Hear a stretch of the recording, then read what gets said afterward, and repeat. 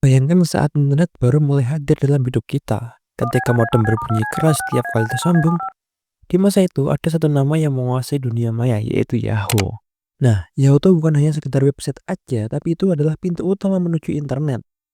Tempat orang mencari informasi, membaca berita, memeriksa email, dan ngobrol lewat Yahoo Messenger. Dari anak sekolah hingga pebisnis, semuanya itu jadi pengguna setia gitu loh. Tapi seperti kisah kerajaan besar dalam sejarah, kejayaan Yahoo tak bertahan selamanya. Ini adalah cerita tentang bagaimana sebuah raksasa internet perlahan-lahan mulai jatuh, kehilangan arah, dan juga akhirnya terlupakan. So, simak sampai habis cuy. Nah, ini tuh dimulai pada tahun 1994 di kamar asrama Universitas Stanford. Ada dua mahasiswa yaitu Jerry Yang dan juga David Filo. Nah, mereka tuh membuat daftar situs web yang mereka anggap menarik. Nah, mereka tuh menamainya yaitu Jerry and David Guide to the World Wide Web. Sebuah ide sederhana yang akhirnya mengubah dunia. Nah, setahun kemudian mereka tuh mengganti namanya menjadi Yahoo. Itu adalah singkatan dari Yet Another Hierarchical Officious Oracle. Nama yang panjang tapi udah diingat gitu. Yahoo pun berkembang menjadi lebih dari sekedar daftar situs. Yahoo bukan hanya mesin mencari, tapi portal pertama yang menyatukan berbagai layanan internet di satu waktu. Kamu bisa cek cuaca, membaca berita, buka email, bahkan main game gitu. Semuanya dengan satu klik aja. Itu adalah inovasi besar saat itu cuy. Nah, pada tahun 1996, Yahoo tuh meluncurkan IPO-nya, yaitu menjual saham di harga 13 US dollar per lembar. Hanya selang 2 tahun kemudian, sahamnya itu melonjak lebih dari $250. Yahoo itu jadi salah satu perusahaan teknologi terbesar dan yang paling berharga di dunia cuy pada saat itu cuy. Nah, salah satu inovasi terbesar Yahoo itu adalah Yahoo Messenger. Nah, ini tuh aplikasi chat yang mengubah cara orang berkomunikasi online.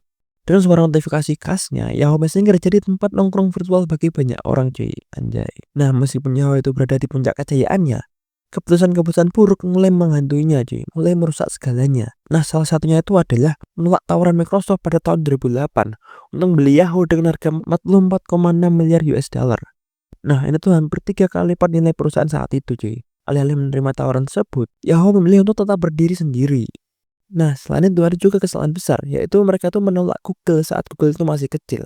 Hanya dengan harga sekitar 1 juta US dollar pada 1998, Google yang awalnya itu dianggap sebagai pesaing kecil akhirnya itu tumbuh jadi raksasa.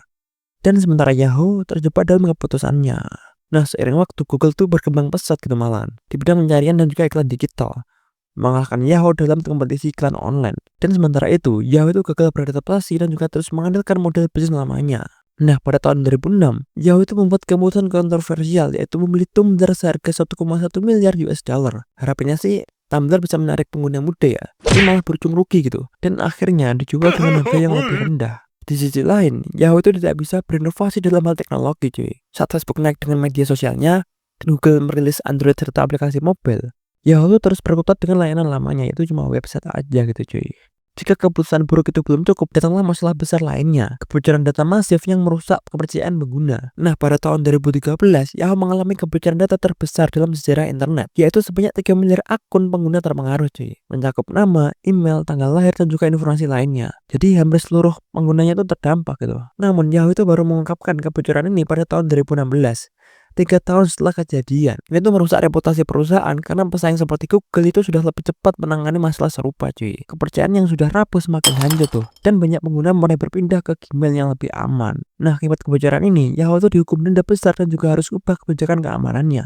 Namun reputasi mereka tuh udah rusak parah gitu cuy. Jadi susah gitu buat balikinnya. Jadi saham Yahoo pun turun drastis gitu. Dan investor pun kehilangan kepercayaan mereka. Nah, setelah bertahun-tahun berjuang, yang akhirnya Yahoo tuh dijual pada tahun 2017 ke Verizon. Seharga hanya 4,5 miliar US dollar, jauh lebih rendah daripada nilai tertingginya yang pernah mencapai lebih dari 100 miliar US dollar. Nah, penurunan harga ini mencerminkan bagaimana Yahoo kehilangan daya tarik. Banyak aset berharga Yahoo sudah dijual lebih awal, termasuk bagian dari layanan iklan digital dan juga konten. Meskipun digabungkan dengan IOL dan menjadi bagian dari OAT, Yahoo pun tak bisa mengembalikan kejayaannya gitu.